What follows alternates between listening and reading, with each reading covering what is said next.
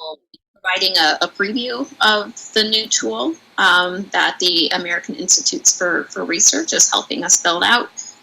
Talk a little bit about next steps and what you can expect in the next couple of months, and then again leave time for that Q&A. You should be able to see on the right hand side of your screen, there should be some gray tabs, and there should be one for questions.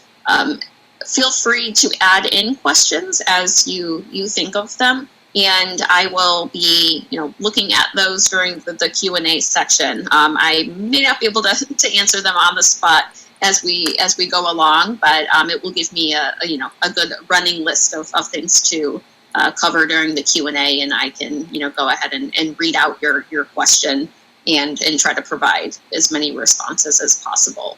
And those that we don't answer, we will be sure to get to after the webinar. Next slide. So my name is Sarah Newman. Definitely recognize quite a few names on our attendee list. So hopefully not a super unfamiliar your name and face at this point. I work for the Office of Elementary and Secondary Education in the U.S. Department of Education and manage all things related to the Office of Elementary and Secondary Education's data collections, including the CSPR. And I will let Catherine introduce herself. Hi everyone, my name is Catherine Barr. I work for the American Institutes for Research as a researcher, and I apologize if you occasionally hear chirps. The cat has decided to join us right now, of course. But I am the one assisting OESC with the development of the new CSPR tool.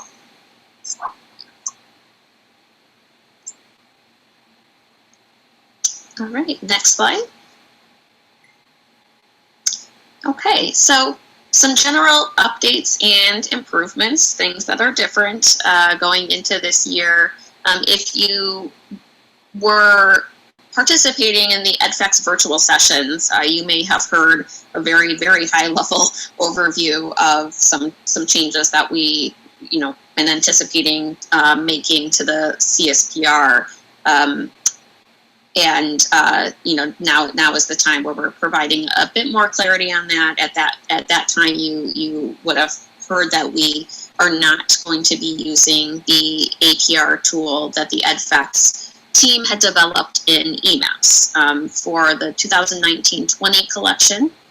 We are moving forward with a different survey tool that's called a Loom, if anybody is familiar with it, and that's what we'll be previewing today.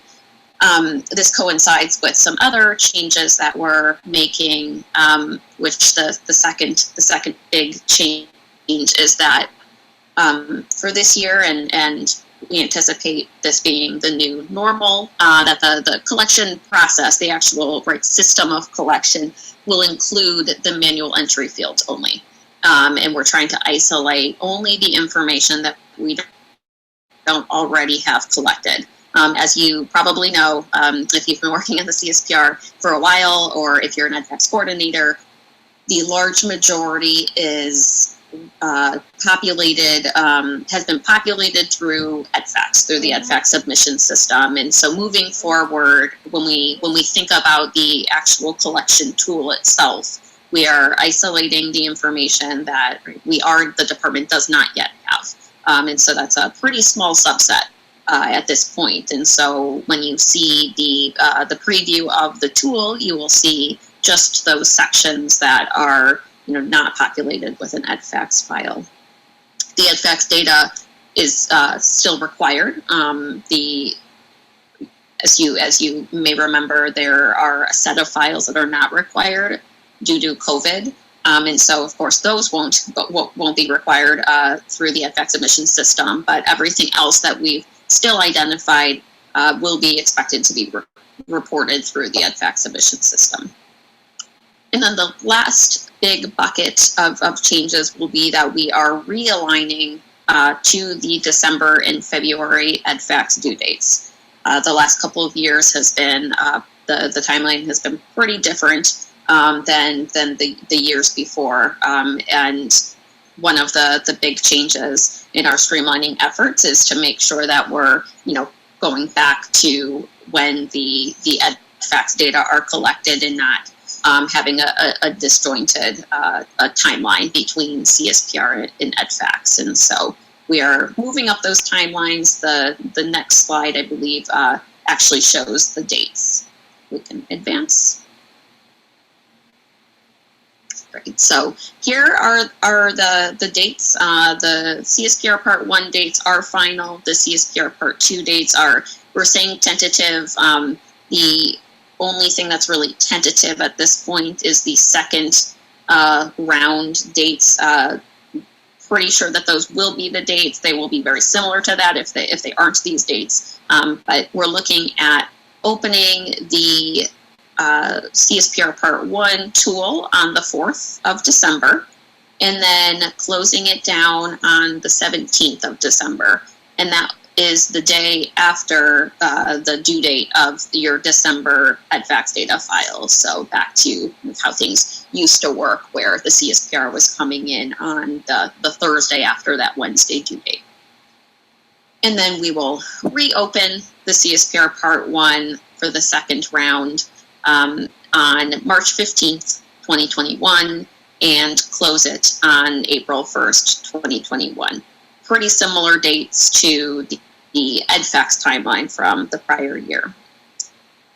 And then Part 2, the first round, we will open the tool on the 28th of January, 2021, and then close it on the 11th of February, the day after the February initial due date of the EdFax files. And then tentatively, right now, we're scheduled to open on May 10th, 2021, and close on May 27th, 2021. Please advance. Okay, and from here, I will actually turn it over to Catherine, who is going to be showing us some screenshots of the tool. All right, thank you, Sarah. So you will be seeing some screenshots in the next few slides. Just as a heads up, they're not interactive, they're just screenshots. So the CSPR is being built in a survey software called a Loom, like Sarah said. And I will walk you through some of the features of a Loom over the next few slides. Please keep in mind that what you will see are screenshots from a draft version of the survey. The content that you will see is not finalized yet. Next slide, please. So when the collection opens, each person will receive a unique link to complete the survey. These links should not be shared outside of your organization, as they are unique to your organization. Upon clicking the link, you will be brought to the CSPR intro page that you see here. Next page. You will notice as we go through these screenshots that each survey page has a header which will contain contact information should you need assistance during the collection, as well as a buttons bar at the bottom of the page with all applicable buttons for that page. Usually it's just next, save, and previous. Next slide, please.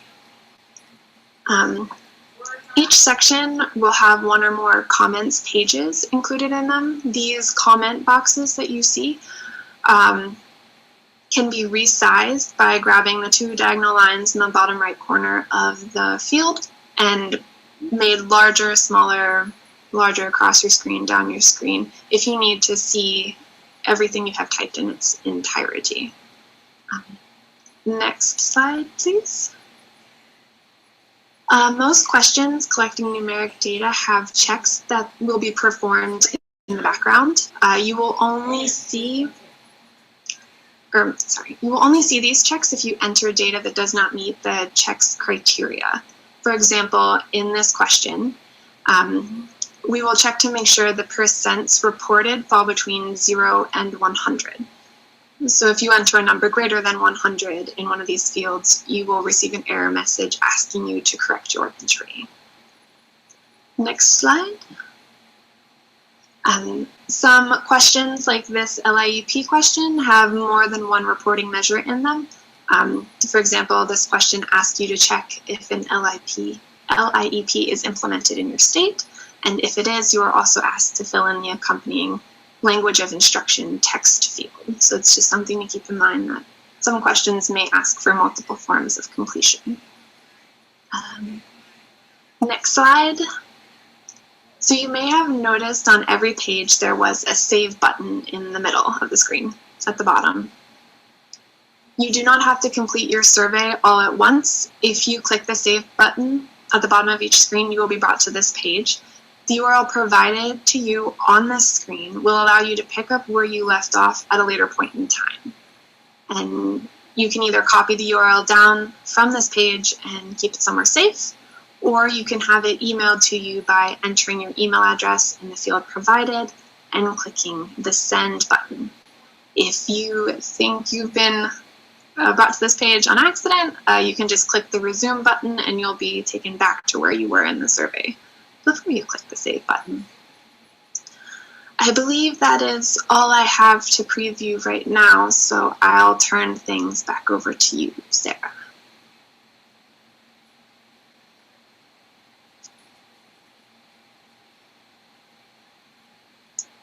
Great, thank you. So there are some things that we're obviously still working through. Just a couple notes before we go on to the next steps in the Q&A, and I do see a few questions that are rolling in, so thank you and keep them coming. Certification will happen. It will be a form that will have to be signed, much like in 2017-18 when it was a separate form that mirrored the language that you'd otherwise see within the survey tool. There will be a link within the survey tool in a Loom that will basically take you somewhere else to, import that CSPR.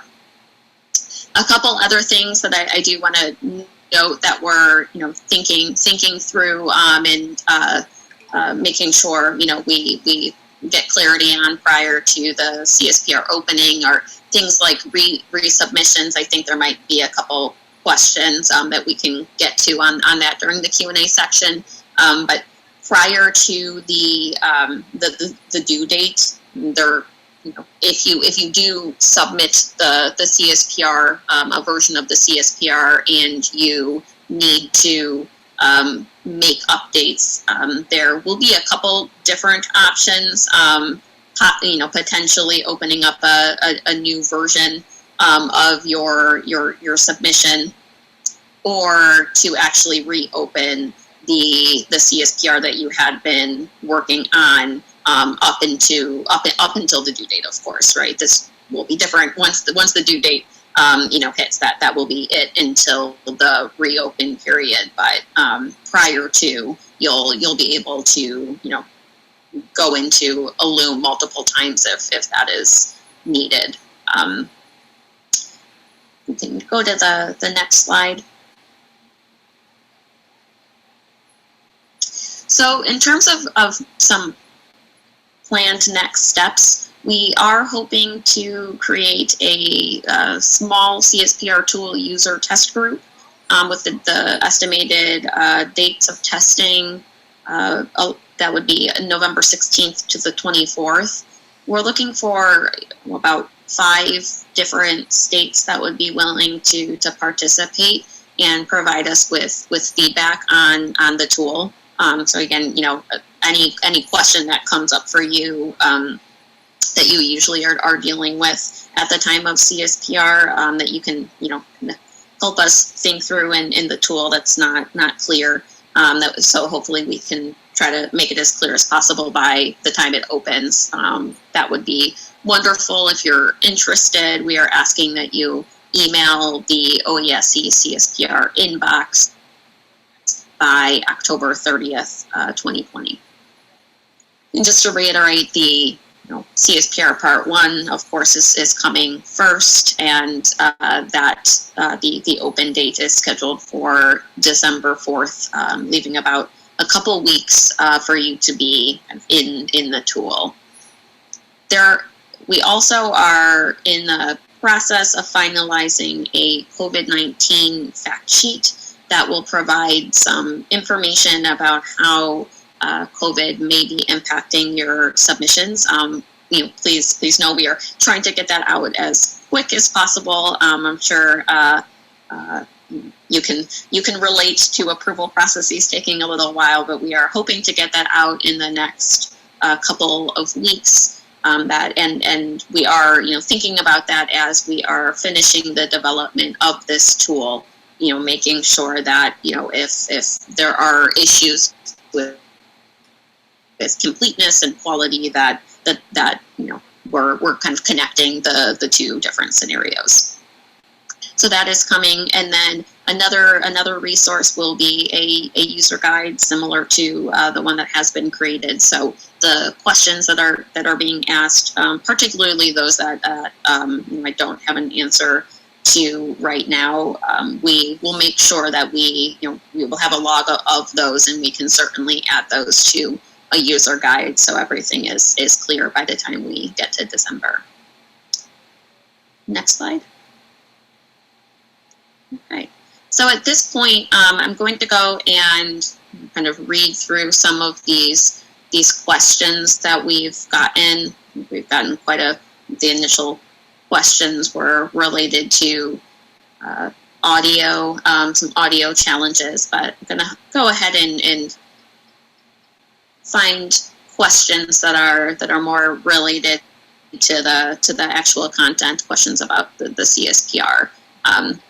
We did receive a question asking, will we still be able to see a draft of the CSPR that is populated with the EDFACS data between December 4th and December 17th, being able to share that, a report with the data populated with the program offices is extremely helpful to clarify the manual entry comments and double check the data. Unfortunately, that will not be part of this new tool. That is something that I would love to hear from more states on, the necessity to see the data actually populating the CSPR.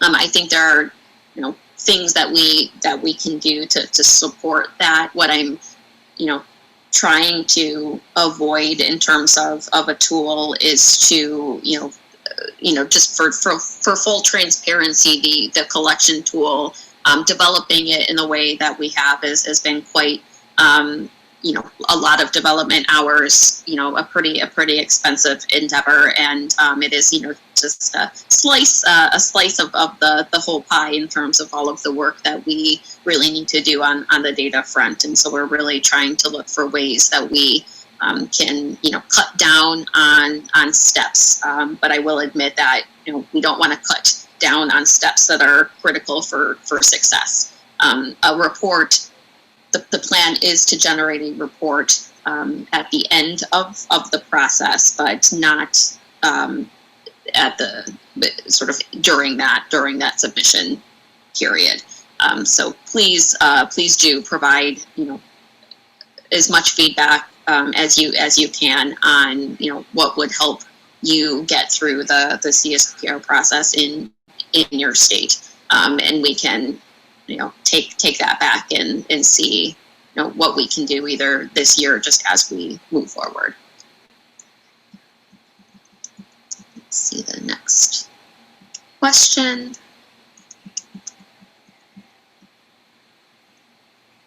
So I think I answered this one. The EDFACS resubmission dates will be aligned to the CSPR. Again, that very second CSPR Part 2 date is still tentative. If that has to change, then the EDFACS resubmission date would change. But as it works right now, the CSPR will be due the date after, but there will be alignment with the EDFACS, the initial due date, and the second due date.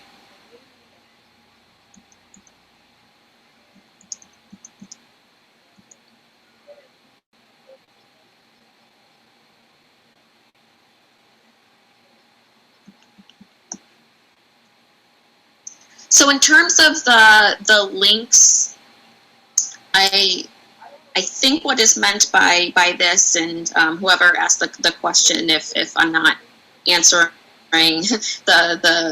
the question that you meant to ask, please add in another one. But the question is, can the unique links be shared within our state, or does each person get their own link? So it's important that every state will have a link to their version of the CSPR. Those links will be unique to each state. From there, though, if you have multiple people within your state education agency that is working on the CSPR, that can be forwarded. But it is important that it's that same link. And then also with certification, that we do expect it to be the authorizing official that is actually signing the form. That will be uploaded into the tool. Into the tool.